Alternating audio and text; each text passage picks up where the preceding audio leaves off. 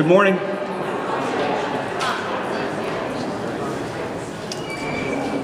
Good morning, everyone. Thank you for joining us this morning. On behalf of our president, Dr. Sam Stanley, and our provost, Dr. Dennis Asanas, I'd like to welcome you to Stony Brook University, one of the nation's leading public research universities, on a beautiful spring morning. My name is Matt Whalen, Dr. Matt Whalen. I'm the Associate Provost for Enrollment and Retention Management at Stony Brook University, and I'm really privileged to lead a top-notch team of admission and enrollment professionals who support all new undergraduate education, admissions, and financial aid efforts. They play a critically important role for our new and continuing students, and we are privileged to be able to serve the students at Stony Brook University. First, I'd like to recognize several key administrators in attendance this morning at Stony Brook University. Dr. Charles Robbins, our Vice Provost for Undergraduate Education and Dean of the Undergraduate Colleges, has joined us this morning. Dr. Peter Bajent, Vice President of Student Affairs, is here with us this morning. And Dr. Jerry Stein, our Dean of Students, is with us this morning. These individuals, along with the respective staffs, are responsible for all of the services and outreach to students, and it's our responsibility to ensure that the students have access to the very best educational opportunities, research opportunities, health, safety, and wellness opportunities that a public research university has to offer. We work today to develop the leaders of tomorrow. We're also very pleased to welcome Congressman Bishop to Stony Brook this morning to discuss an issue that affects all of us, access to affordable higher education. As most of you know, Stony Brook is among the most affordable public research institutions in the United States. Stony Brook and SUNY have worked very hard to keep our tuition affordable. Nonetheless, many of our students require financial aid to assist them in achieving their degree. In short, we strive to keep our costs low, but our expectations for our students, faculty, researchers, and staff very high. Our costs are low, our expectations are high. These students and faculty are engaged in educational and research activities that will change the world. And so it is our responsibility to assist them with their family issues. Many of these students are first-generation students, and we're here to assist them through the process so that they can earn an undergraduate degree through their hard work and give back to the communities in which they serve. Many of these students rely on federal financial aid to complete their education. They rely on the federal grants and loans, and we know they appreciate Congressman Bishop's support in this effort. Congressman Bishop represents New York's 1st Congressional District, which spans the eastern end of Long Island from Smithtown to Montauk. He is a lifelong member of the area. He was first elected to Congress in 2002, and his priorities include the economy, Veterans Affairs, the environment, education, and primarily he is a true advocate for education and health care. He has been among the strongest advocates for access and affordability, and he helped write key provisions of legislation to help millions of students and families pay for college at no new cost to taxpayers. In recognition of his work on behalf of students, and in addition to other numerous awards honoring public figures who demonstrate leadership and effectiveness in expanding the availability of student financial aid, Congressman Bishop was named the 2011 recipient by the National Association of Independent Colleges and Universities Award for Advocacy of Independent Higher Education. He's among the 12th generation of bishops to live in the village of Southampton, graduating from Southampton High School, and we are very, very pleased to welcome him here today to talk about this very important issue. Thank you, Congressman.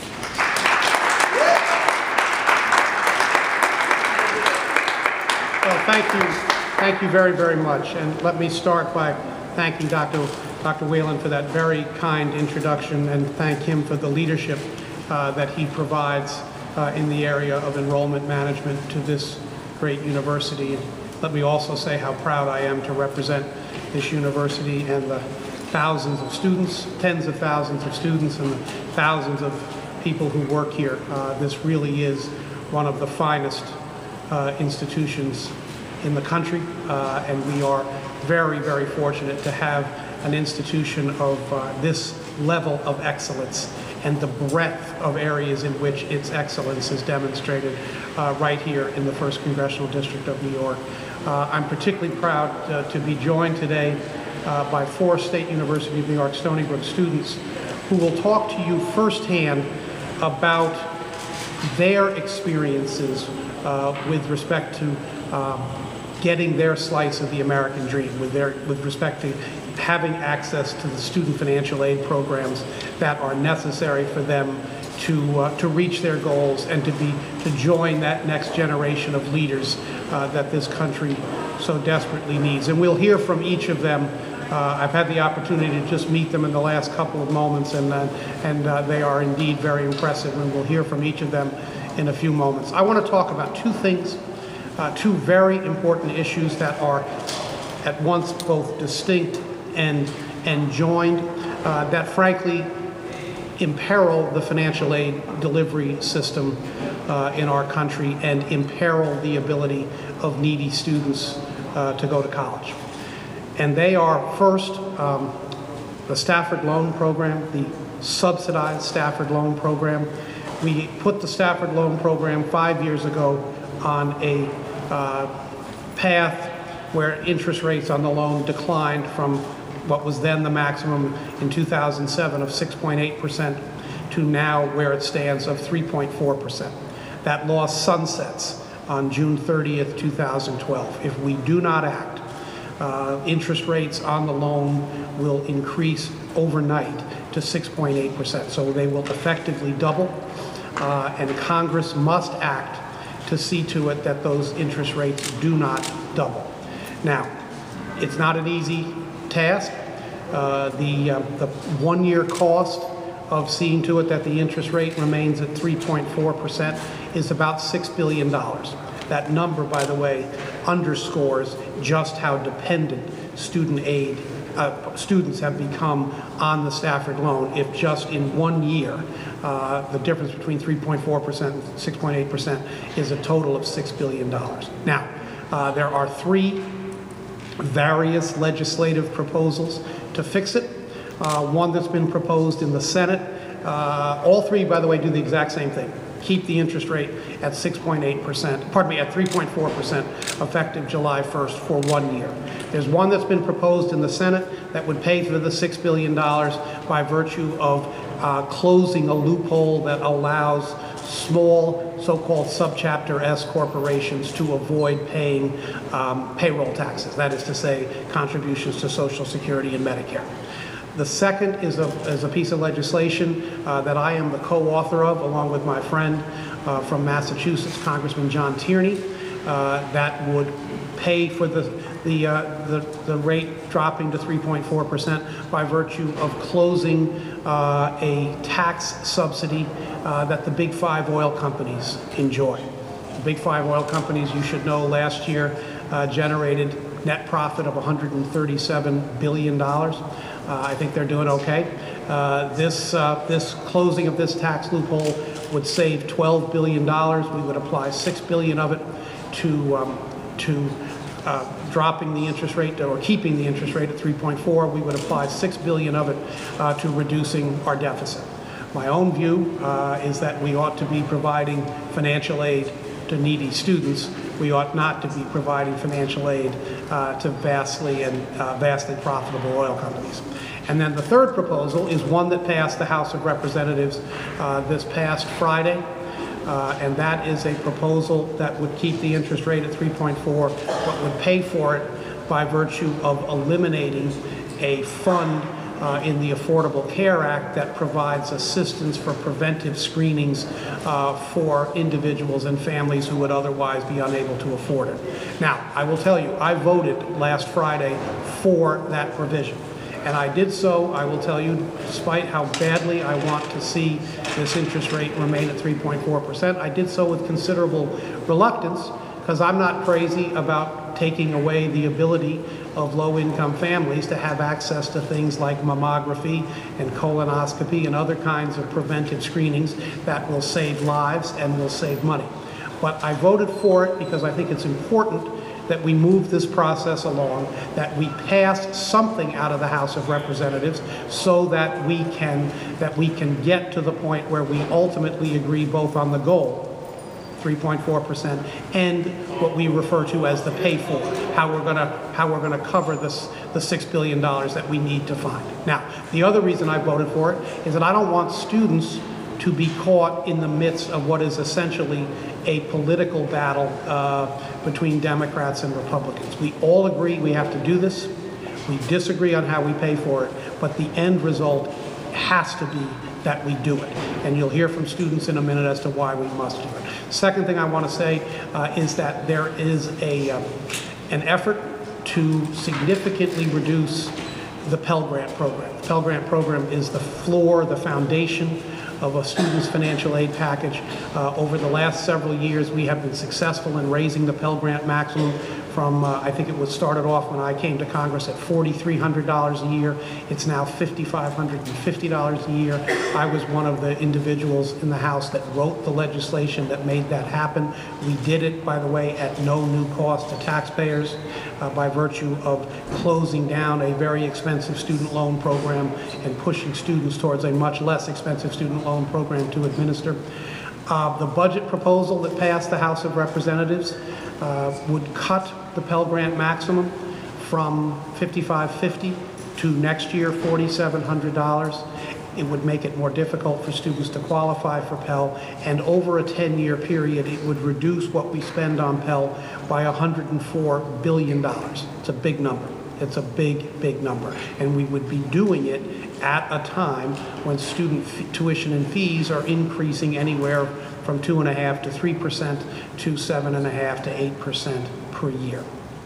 So, in my view, it is a proposal that takes the student aid delivery system in the exact wrong direction.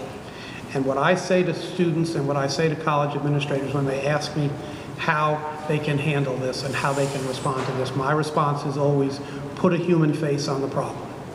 And what you are about to hear is the human face of this problem.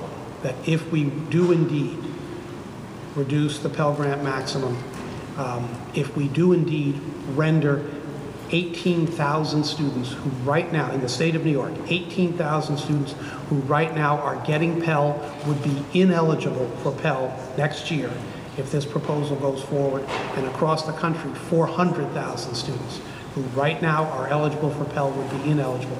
If we render them ineligible, we would be dealing with a set of consequences that I think will reverberate in terms of our ability to lead and our ability to innovate in this country and across the world, will reverberate for a long time to come. So with that, I will stop. I will be happy to take questions when we hear from our 4 students, but with that, I will stop and ask Matt to interview the most important people here, all of the students that are here. Thank you.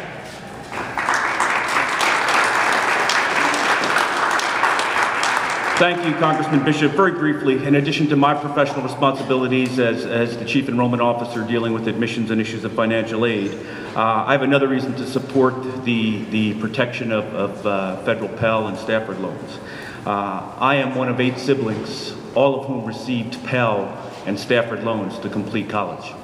To date, all 8 of us have graduated, several of us have advanced degrees, and I can say without equivocation, we would not have been able to do so without the assistance we received through the Pell Grant and Stafford loans. We took out those loans, we repaid those loans, and in fact now are contributing far more back to the federal government than we received in forms of Pell loans, Pell Grants and loans. So we would ask all of you to please work hard to support the issues to protect federal Pell and grants. I want these students to have the same opportunities that I had and as my siblings had. They are among the best, and all of you students are among the best and brightest that the world has to offer. We're asking our representatives in Washington to make an investment in them today so that they can pay us off in returns tomorrow. It is critically important to our nation's future, to our community, to our university.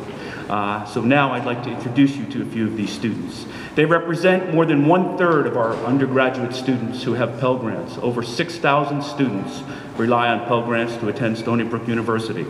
Additionally, almost 2,000 graduate students and another 6,600 undergraduate students rely on federal student loans to assist them with their undergraduate tuition. They're engaged in education and research across many disciplines. They are engaged in the creation of new knowledge that will make our community and our world a better place. These federal grants and loans help ensure that they have access to that education. The first person I'd like to introduce to you, and I'll introduce each student and then they can speak for a few minutes before I introduce the next student. Pierre Albert will be graduating with a Bachelor of Arts degree in Political Science, concentrating in American government, law, and public policy with a minor in leadership development. A native of Crown Heights, Brooklyn, and the son of a single-parent immigrant, he is a leader among his peers on campus. Pierre attended Medgar Evers College Preparatory School and has been an advocate in Albany for the University EOP AIM program. He served as president for the EOP Student Association as well as president of the Student African American Brotherhood. In addition to that, he finds time to work 2 jobs. With that, I'd like to introduce you to Pierre Albert.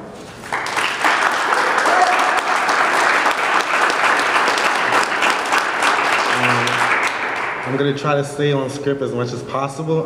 Like you said, my name is Pierre Albert. I'm from Crown Heights, Brooklyn. I'm a graduating senior with a major in political science. My story is basically, like I said, from Crown Heights, Brooklyn, single parent household, lived in public housing and below the poverty line. So someone may say, how can someone like myself be able to come to an institution like Stony Brook University? And the only reason I'm able to do that is because of the federal Pell Grants. Myself and other people in my local community depend on that federal Pell Grant to go to a higher education, and that's like our lifeline. So if you cut that federal Pell Grant, it's almost like you're cutting their hope for the future. So I would say is don't touch that federal Pell Grant. The system works perfectly. Leave it as is. Any attempt to try to decrease the funds for the federal Pell Grant will basically be to kind of like suppress a certain group of disadvantaged students that are trying to seek a higher education and raise their socioeconomic status. So I want to say that I think education is a right and not a privilege, and we should keep on having federal Pell Grant. Thank you.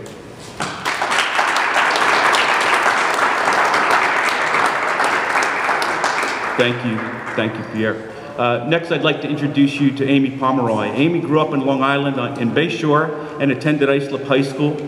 She is one of 5 sisters, and the family greatly depends on financial aid, loans, and grants to help pay for her education.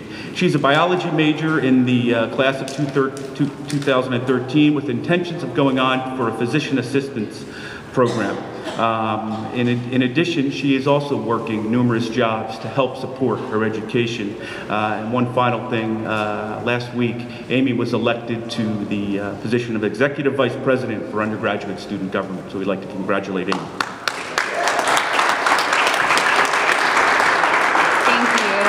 Thank you all for being here and taking the time to recognize how important this Pell Grant is to the students of Stony Brook University and the students of New York.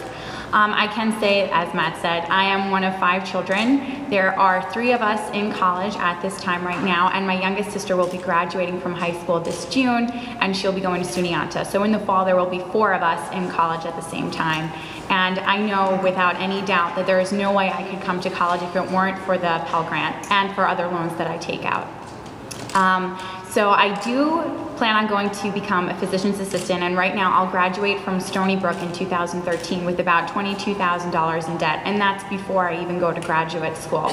So I plan to take out more loans for graduate school as well, but I know that I could never graduate from Stony Brook without the help of the Pell Grant. So thank you so much, and I could just urge you all to please make sure that we keep this here for our students, because I know that, like myself, there are many students who wouldn't be able to come to college without it. Thank you.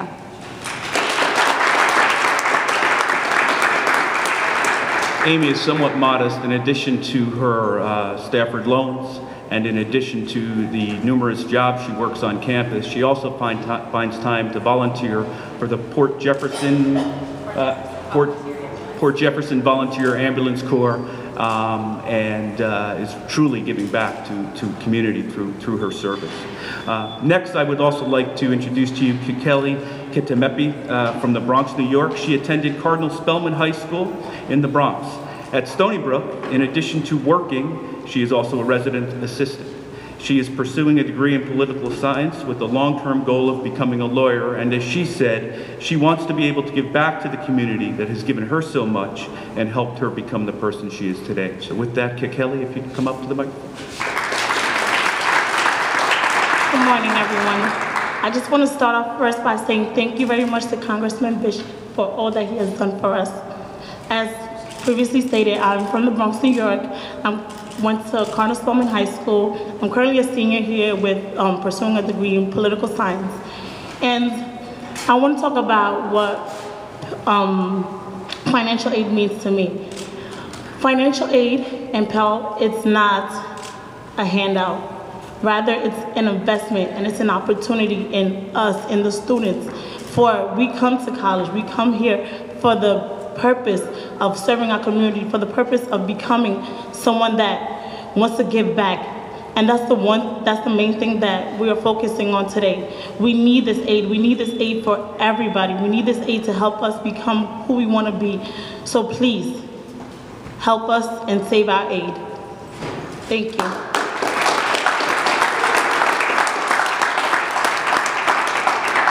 And finally, as the last student speaker to come up, I'd like just to say that these students represent more than 6,000 of our undergraduates and 6,600 others who have invested in themselves by taking out a Stafford loan and paying that Stafford loan back.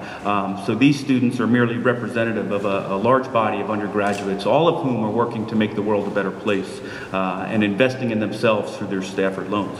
Anna Cheng is from Palisades, New York. She graduated from Tappan Zee High School and is a business major graduating next month. Congratulations. Anna studied abroad in Beijing and Shanghai and was a recipient of the Jewish Foundation of Education for Women Scholarship. She would like to pursue an MBA and eventually a career in international relations. And as with the others, she also spends time working here on campus. Anna? Thank you. Hello, everyone. Once again, my name is Anna Chang, and I am graduating next month in May. I am a business major, and I want to thank everyone for coming here today. So I have received the federal Pell Grant for 4 years since my freshman year, and I can say with no doubt that it has definitely helped me attend college and afford Stony Brook tuition. I do have younger brother and sisters. They're actually twins who are juniors right now who will be attending school very, very soon. So without the federal Pell Grant, I know they will definitely have trouble affording college. It will definitely be a bigger burden on my family, especially since I have an older sister and I who plan to attend, who plan to advance our degrees and pursue master programs. I know with the federal Pell Grant, it allowed me to graduate in 4 years because they do provide assistance in the summertime. So I was able to take summer classes with the help of the federal Pell Grant, and because of that, I'm graduating in May 2012 instead of later semesters. I know that with the federal Pell Grant, it also, me along with everyone else, it helps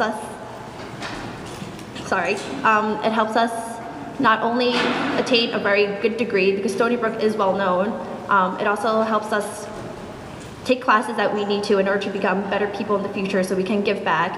We're not just taking, we're also giving back. So like Kelly said before, Stony Brook, it gives us a great education and it gives us the skills and the experiences that we need to pursue what we want to give back to the community, to give back to Stony Brook.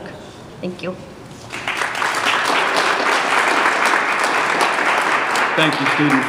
Before I call the Congressman back up, just to have a few closing remarks, these students again represent over 6,000 undergraduate students at Stony Brook who, by taking student loans and the subsidized Stafford loan, have invested not only in themselves, but are taking a future investment out for our communities in the future. And so we'd like to thank these students for representing the other undergraduates. The average Stony Brook student graduates with just under $18,000 in subsidized student loans. We encourage those students to continue to invest in themselves, pay their loans back, and become active, participating members of our community and our world. And so with that, we'd like to thank the Congressman for